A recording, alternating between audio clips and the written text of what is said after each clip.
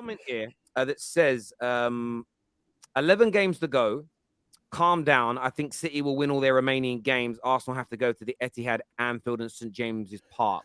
People telling you to calm down. I mean, we don't have to calm down though. Like that's the thing. It's like, yeah, like we just put. First of all, we talked about the Leeds game at the beginning, and we played really good, and we responded when Man City played really well. So we get to be excited about our team.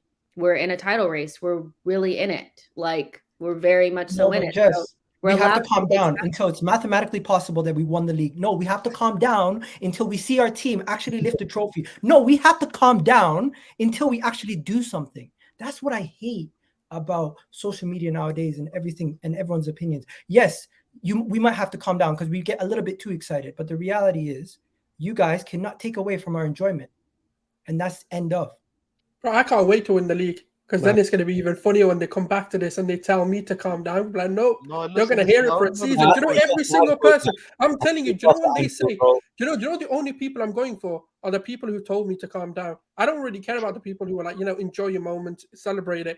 But the ones who said, yeah, Arsenal fans can't be happy, I'm coming for every single one of you. You better be gone for a whole season. And to the Tottenham Until fans. that league title is no longer Arsenal's. That's why I want you hidden in a cave. 1 second. To the Tottenham fans. To the Tottenham fans. Forget them losers, you man. They're a bunch of losers. The entire summer. Entire summer. They're the biggest fan base. Forget them, man. They're relevant to what we're doing. Points. They're in the rearview mirror. They won't be. It's done. 10 years they're going to be behind us now. Bro, their happiness comes from other teams. Why do we need to talk to them? Well, I got to say, I know what the goalpost is, right? If we win the league and win the title, the goalpost will be, oh, you've only won one title. You go win more than one. But you haven't though. You've already won 3 prems. Like the goalpost will be Man City weren't that good, and like, and then if we don't win it, oh my gosh, I can't believe you bottled it, it's this Man City are just too good for you. Like it's just we already know what it is. The thing about it is the reason I don't participate in that kind of banter is because if my team wins it next year, hang on a minute. Ollie Watkins, he shanked that. Oh my God. What an awful shot. I thought it was Richarlison for a minute. But it's for me, like, I don't want this is why football fans annoy me. Everything is like they create a cycle. Well, I'm going to slag off everybody else's trophies. And then when they win something, they spend all their time defending their trophies and everyone else slags it off. I just want to break the cycle. And it's a case of I don't want Arsenal winning it. I don't want to see you guys happy. But I'm not going to, like the penalty decision today. I think the steel shot made it look a lot worse than it was. It was very minimalistic. It was a penalty, though, but it was minimal contact, and it was 100% a penalty. But I'm not going to do what I saw some United fans do. Well, Rashford's weren't a penalty, so why did they get this? Well, no, Rashford was a penalty, but it wasn't given. Thus, you should be saying this is a penalty. I don't like that tit-for-tat analysis that's come into the game of football. It's so boring. I don't think rival fans realize they're making. That's what rivals are meant to do. Do you know what they should do? This is the best way if they want to banter you. Is kind of let you celebrate, let you big it up. In fact, don't try and hold you back. And then if you fail, and then they come for you, their banter will hit harder. If they spend the whole year saying don't get excited, slagging you off, playing it down, and then you don't win, I don't think they realize if you've said Arsenal were a sham and lucky all year, and then they bottle it, your banter don't hit hard. Because you've already told them that all year. Honestly, these kids, I need to speak to their dads. Their dads have fucking fouled them. They don't know how to banter properly. They're so shit at it. It's terrible. Terrible. It's so bad. We won like 22 games out of 29 games. How are we lucky? I mean, we're top of the league with 17 points. Listen, better last season's points. The new one, guys, it's not luck anymore. They're saying that it can diminish Liverpool's thing. That's what a Liverpool fan said today. He said it was a fluke season, and the reason why he's angry about Arsenal is because it will diminish their trophy. Like what? At this point, they're just making narratives up. I was saying that to Sonny and Tom the other day that the Liverpool agenda is so clear and it's so obvious. Like if Arteta wins the Premier League, he already has an FA Cup. Like he's really encroaching upon Klopp's domestic Premier League record there if he does it. So that's all it is. And then in their mind, it's impossible to win the league against Man City. So yeah. Yeah, of course. They made that narrative, and you guys have done it from jumping from nowhere to maybe doing it.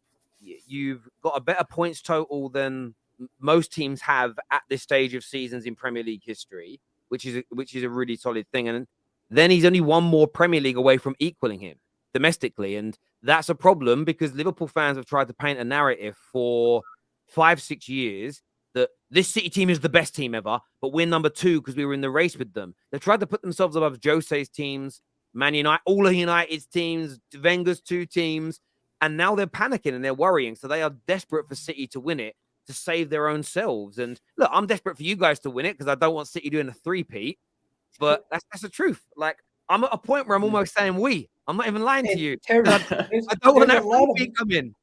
There's a lot of legendary managers who only have one Premier League. To win a Premier League is difficult. Like, obviously, everyone knows that. So it's like, if we do it this season, no one can belittle it. That's just the reality. No, I 100% get that. I've got some super chats here I'm going to jump into. One says, I need Arsenal to win to stop City's run, but Arsenal fans are going to be absolutely insufferable. Credit to Arsenal from a United fan. But I'll say this. But the thing is, but Arsenal fans are only insufferable if you fuck, like, all you have to do to Gooners is like mute them for the summer. City equaling our records will never go away. Like, let Arsenal fans party. You're not going to be at the party. Like, I'm not going to watch the parade. I'm not. Let everyone know I won't be watching it. Like, it's not going to win. Like, trust me, United fans that are saying that, it isn't going to hurt you as much as you think it is them winning it. Trust me. Vlahovic didn't even start ahead of Mitrovic for Serbia. I mean, look, he scored, I think, 6 or 7 goals when he signed for Juve, but they weren't very good for him. This year says City have to play Brighton and Brentford away. Those 2 games are perhaps as hard as Liverpool and Newcastle away.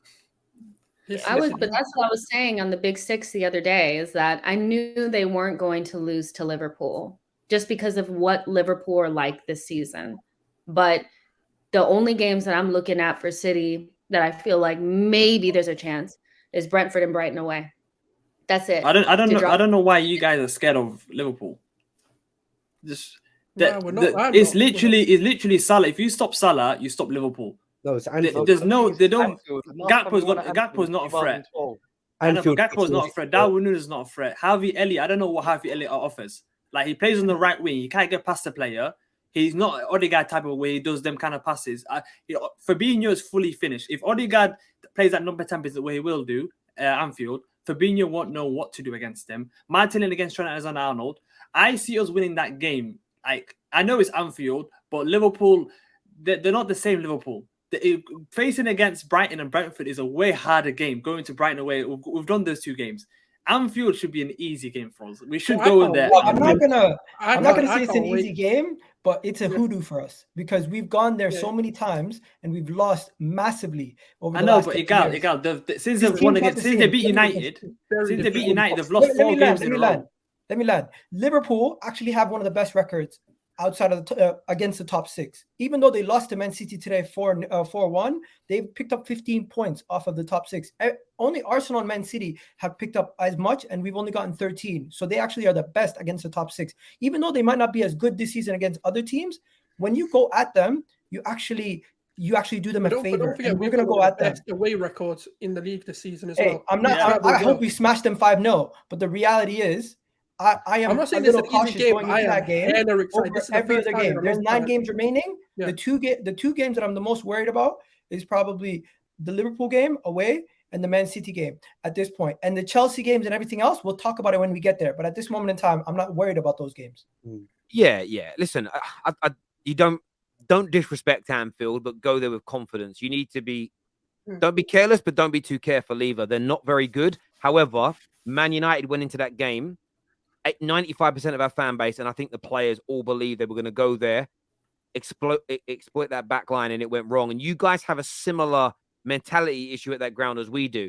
Go there with the right attitude and win, and you guys are cemented for the rest of the season. I think what a win away against them will do is just, it's almost going to give you like a superpower. Like, yeah, we've done it. We broke a barrier that's been holding us back for many years.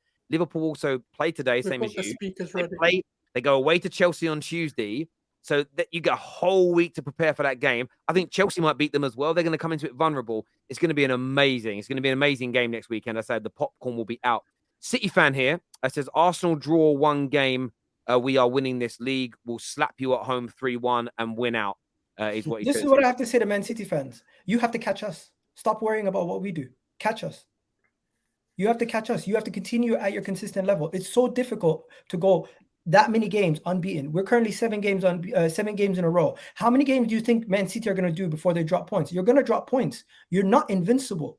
This season, you're not invincible. And this is not even an insult. You guys, we're currently on a ridiculous point tally, one of the best in our club's history, the best in our club's history, and as close as possible to the Centurions and everything else. To keep up to us, you're going to have to be spotless. And I just don't think you're going to be able to do that, especially with the Champions League games coming up. I think that's very, very fair. I don't think either of you are winning your remaining games, all of them. You're both going to drop points, I think. But this is... oh, go ahead. Go on. No, go on, Jay. Go on, Jay. No, the only thing I was going to say is I still think we need a big result at one of these big away grounds up north. Next week. At least one. Either Man City or at the at Anfield. Really. And so I don't care which one it comes from. But looking at Liverpool today, if we get done by the hoodoo there, I'd be really disappointed because they're not that great at the moment. But it's I have to believe it to, or see it to believe it, because we've been so bad there for so long. But yeah, I get why our Man City fans are really confident, because they're watching their team play great football and they're 7 games unbeaten as well. But yeah, we're going to get one big performance somewhere. And I wouldn't be surprised if it was at the Etihad. This team is going to pull out something. Yeah. I think I seen you guys talking about it on the Big Six the other day. You're looking for that one like standout performance that's like, I think we've already had those. Yeah, why can't we do it? I think we've already had those, just in the stance that we went to Not in the run-in yet, we went to though. Chelsea and we showed them who's boss in London. We went to Tottenham, we showed them who's boss. It's not in the run-in though. I think there's a difference. Like last season in the run-in, albeit for the top 4, those games were Spurs away and Newcastle away, and those games hit different just because the fire is as hot as it could possibly be. I'm not saying we haven't won big games this season, we have, but this season, yeah, like I do think that we're gonna have to get something big away from home up north. So whatever one it is. Great, and no better time to do it.